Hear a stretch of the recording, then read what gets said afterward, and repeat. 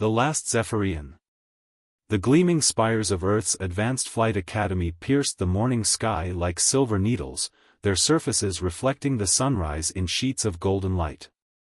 Among the crowd of cadets rushing across the pristine courtyard, one figure moved with a grace that marked her as different. Kira Novak's pale blue skin caught the light in subtle ways, creating patterns that shifted with her movement, a testament to her Zephyrian heritage. At 19, she was the last of her kind, rescued as an infant from a dying ship that had appeared in Earth's orbit without warning or explanation. The Zephyrians, once a proud spacefaring race, had vanished from the galaxy, leaving behind only fragments of their advanced technology and a single survivor who now walked the halls of humanity's most prestigious flight school. Commander James Barrett watched from his office window as Kira made her way toward the quantum simulation chamber. His weathered face betrayed no emotion, but his fingers drummed restlessly on the data pad before him. The screen displayed Kira's test scores, perfect marks across every category, beyond what should have been possible even for a Zephyrian. "You wanted to see me, sir?" Lieutenant Rivera's voice broke through his thoughts. Barrett turned from the window, gesturing for his second-in-command to take a seat. "What do you make of Cadet Novak's latest results?" Rivera studied the scores, her dark eyes narrowing. "They're unprecedented. Her neural response times are twice that of our best human pilots. Some are saying she's the key to mastering the new hybrid craft." "And that's exactly what worries me," Barrett said, bringing up a classified file on his holographic display. The image showed the wreckage of what had once been Earth's premier defense station. "Remember the Icarus incident? We rushed to integrate alien tech before we understood it. Cost us 300 lives. Kira isn't just alien tech, sir. She's a person who's grown up among us." Barrett's expression hardened. "Which makes her more dangerous, not less. She has access to both worlds, human and Zephyrian. The question is, where do her loyalties truly lie?" The conversation was interrupted by an urgent alert. Barrett's display flashed red, showing a live feed from the Kuiper Belt surveillance network. Something had just appeared at the edge of the solar system, something big. "Get me a direct line to command," Barrett ordered, already moving toward the door. "And have Cadet Novak report to my office immediately." The quantum simulation chamber was alive with holographic combat scenarios when Kira received the summons. She had been practicing advanced evasion maneuvers, her mind merged with the simulator in ways that still made her instructors uneasy. She could feel the subtle patterns of quantum probability shifting around her, could predict trajectory changes microseconds before they occurred, a gift of her Zephyrian physiology that she had learned to keep quiet about. As she made her way to Barrett's office, whispers followed her through the corridors. She had grown used to them over the years, had learned to ignore the mixture of fear and fascination that her presence inspired. But today felt different. There was an electric tension in the air, a sense that something momentous was about to occur. The door to Barrett's office slid open before she could announce herself. Inside, she found not just the commander but also Admiral Chen and several officials she didn't recognize. Their faces were grim. "Cadet Novak," Barrett said, his voice carrying none of its usual stern authority. Instead, he sounded almost uncertain. "We've detected something in the Kuiper Belt. Something that bears a striking resemblance to Zephyrian design principles." Kira's heart raced, but she kept her expression neutral. "Sir?" Barrett gestured to the holographic display. The image showed a massive structure, its surface covered in the same shifting patterns that marked Kira's skin.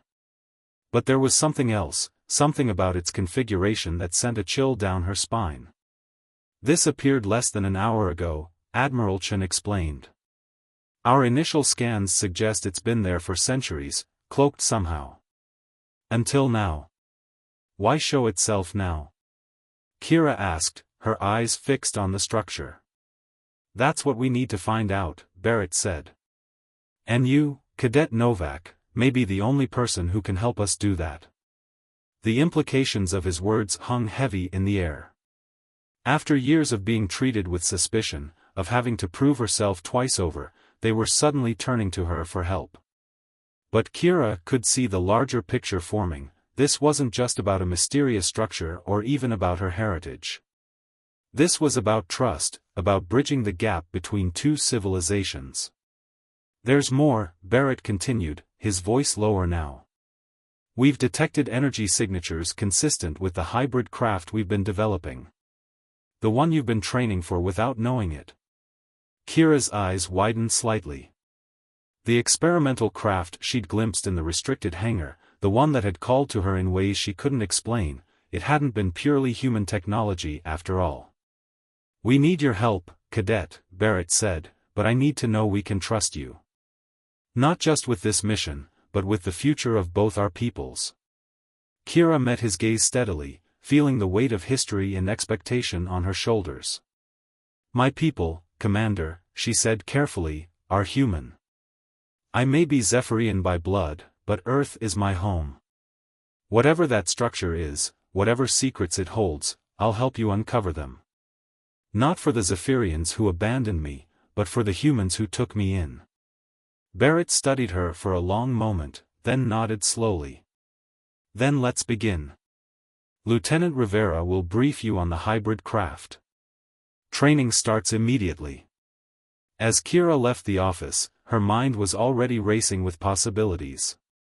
The structure in the Kuiper Belt might hold answers about her people's disappearance, but it also posed a potential threat to Earth.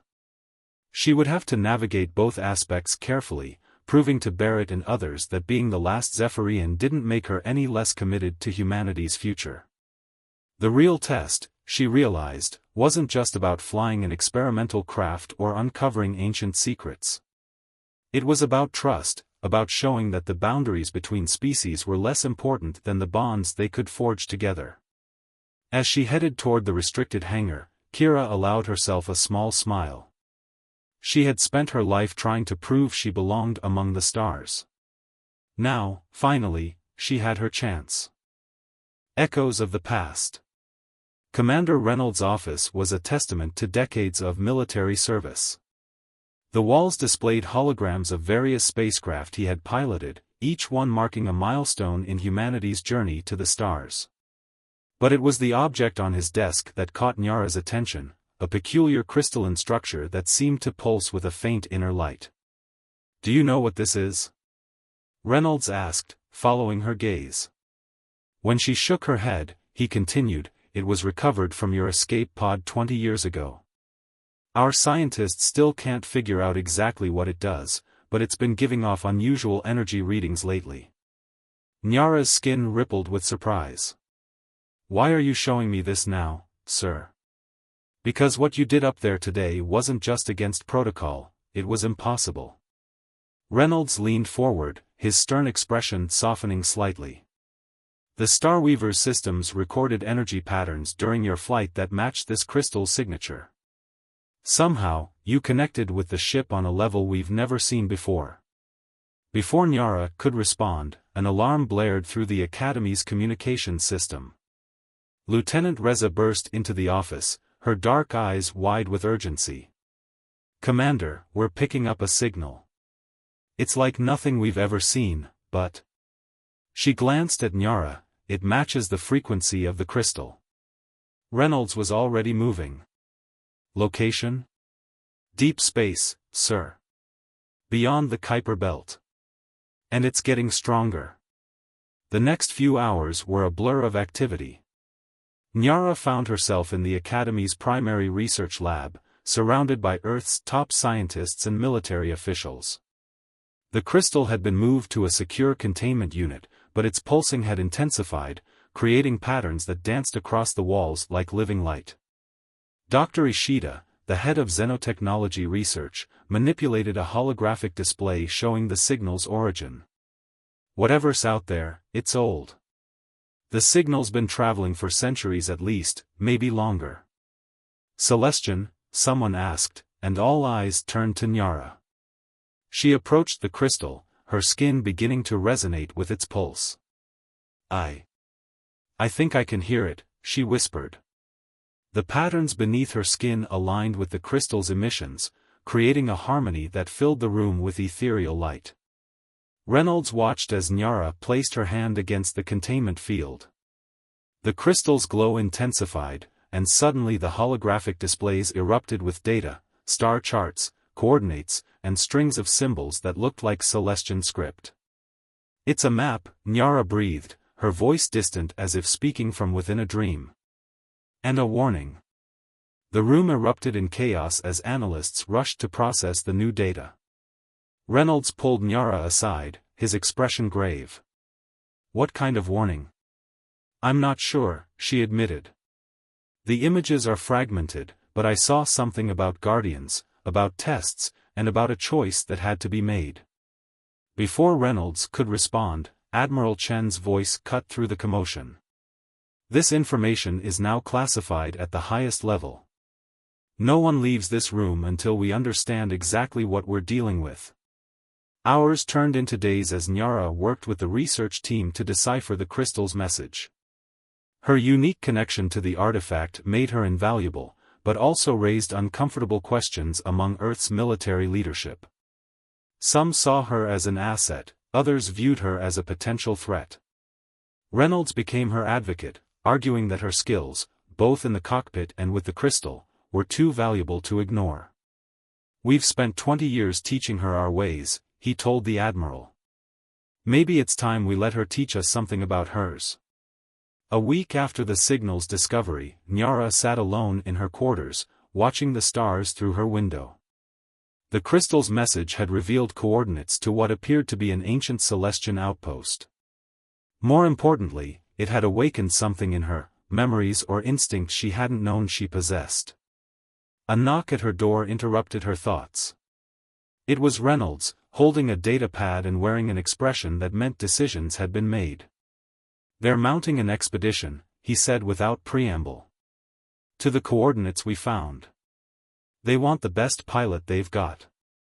He paused, meeting her eyes. "They want you." Nyara's skin flickered with surprise. "Even after what happened during the qualification flight?" "Because of what happened during the qualification flight," Reynolds corrected. "Whatever's out there, it's Celestian. You're not just our best pilot anymore, you're our only real connection to understanding what we might find." "And you?" Nyara asked, noting the tension in his stance. "I've been assigned as mission commander.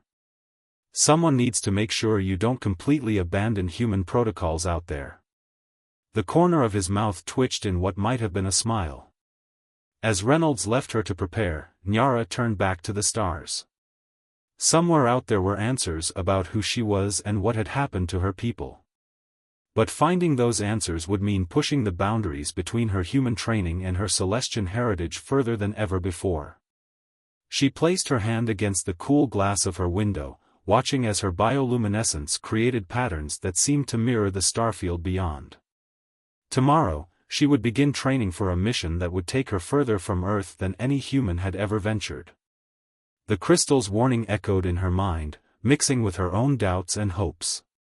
Whatever waited for them out there, it would change everything, for her, for humanity, and for the legacy of a civilization that had vanished into the depths of space. Trial by fire.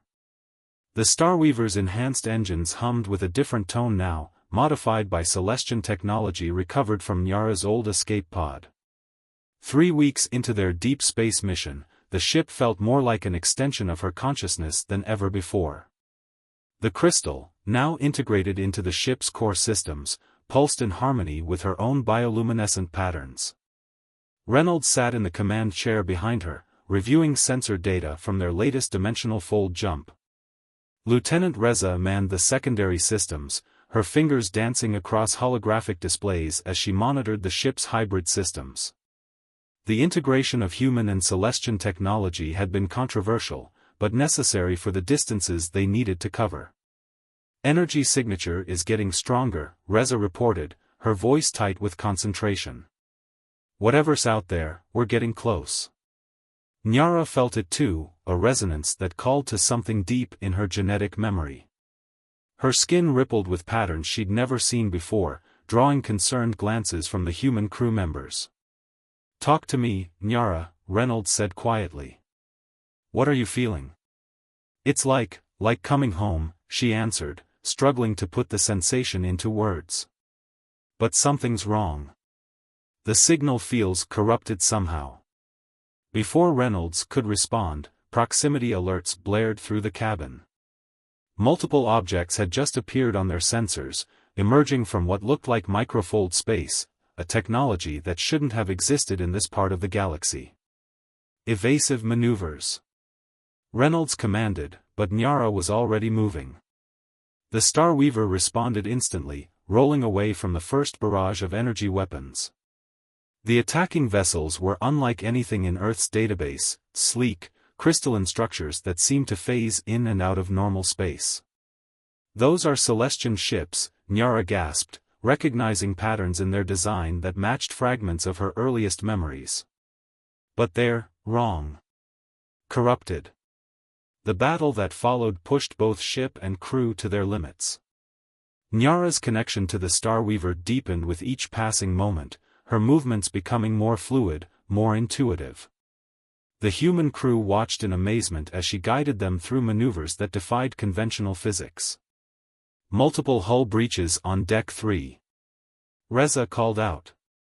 "Automated systems are containing them, but we can't take much more of this."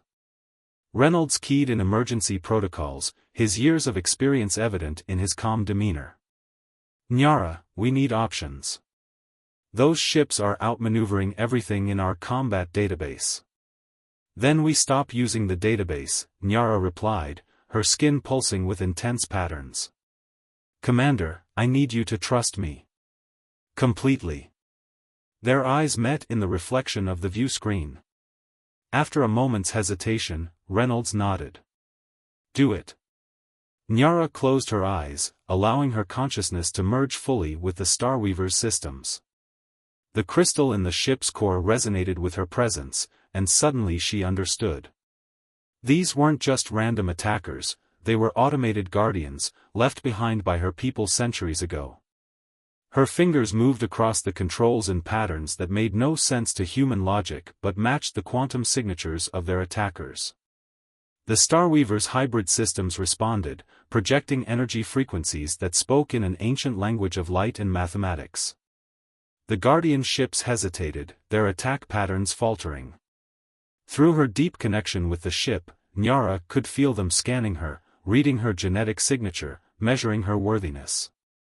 "They're not trying to destroy us," she realized aloud. "This is a test. The crystal led us here because..." Her voice trailed off as new information flooded her consciousness. The Guardian ships suddenly arranged themselves in a precise geometric pattern around the Starweaver. Energy beams connected them, but instead of weapons fire, they created a network of light that enveloped their ship. "Status report," Reynolds demanded as the ship's systems fluctuated wildly. "The crystal's going crazy," Reza reported. "Energy readings are off the charts, but they're not attacking. They're sharing data." Nyara's mind filled with images and information, the true history of her people, the reason for their disappearance, and a truth that made her blood run cold. The Celestians hadn't vanished, they had fled, running from something so terrible it had forced them to abandon their entire civilization. The data transfer ended as abruptly as it had begun. The Guardian ships moved back, maintaining a defensive formation but no longer showing hostile intent. "Nyara?" Reynolds' voice seemed to come from far away. "Talk to me. What just happened?" She turned to face him, her skin pale and her patterns moving in slow, troubled waves. "Commander, I know why the Celestians disappeared. And why they left this outpost, these Guardians, the crystal, all of it. They left it for whoever would come after, whoever would need to face what they couldn't." "Face what?" "The Void Makers," she whispered, the ancient name sending shivers through her body. "They're coming back. The Celestians fled to another galaxy, leaving behind their technology and these tests to prepare whoever would inherit their legacy. To prepare us. Reynolds absorbed this information with the gravity it deserved. How long? The Guardian ship's data suggests we have less than a year before they reach Earth's solar system. Nyara's hands tightened on the controls. Commander, everything I did in that qualification flight, everything that seemed to break protocol, it wasn't just instinct. It was preparation. The crystal, the signal, this test, it's all been leading to this moment. Lieutenant Reza spoke up from her station, her voice steady despite the weight of what they'd learned. The question is, what do we do with this information? How do we prepare Earth for a threat we barely understand? Reynolds stood, moving to stand between his two officers. His expression was determined as he looked out at the Guardian ships still hovering in their defensive pattern. We do what humanity has always done. We adapt. We learn. And we fight. He turned to Nyara. And this time, we have something the Celestians didn't, a bridge between two civilizations. Someone who understands both worlds. Nyara nodded, her skin beginning to pulse with stronger, more determined patterns. The Guardian ships had shown her more than just the threat they faced, they had shown her the potential of combining human determination with Celestian technology. It wasn't just about surviving anymore, it was about surpassing what either civilization could have achieved alone. As they prepared to return to Earth with their crucial intelligence, Nyara felt a new sense of purpose. She was no longer caught between two worlds, she was the key to uniting them in the face of an overwhelming threat. The real test was just beginning.